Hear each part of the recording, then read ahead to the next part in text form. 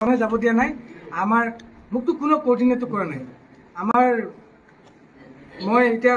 তাত সিদ্ধাৰ্থৰ কাৰণেও কোনোবাই কিবা ক'লে যে তাক সি আহিব লাগিব মোৰ কাৰণে কোনে কৈছে মোক এবাৰ কওক কোনোবাই যদি কৈছে যে শেখৰ আহিব পাৰে মই যাম কিন্তু মই এটাই শুনি আছো শেখৰকো মাৰি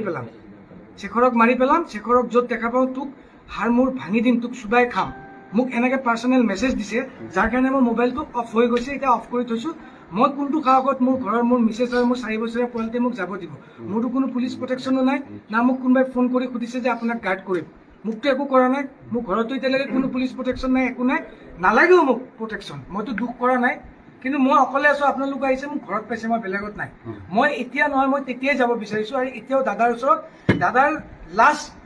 কোনে তাত মুখাগ্নি কৰিব সেইটো আমাৰ অধিকাৰ নাই ফেমিলি আছে মেনেজমেণ্ট আছে তেওঁলোকে ডিচিশ্যন ল'ব আজি মোৰ সকলো শেষ আজি মোক ফেমিলিকো চাগে মোক দৰকাৰ নাই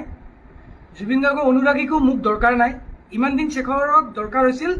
জুবিন দাক গান গোৱাবৰ কাৰণে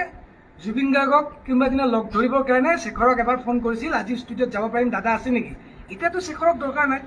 আপুনি শেখৰক মাৰি পেলোৱাই ভাল আজি মই আহিয়ে যাব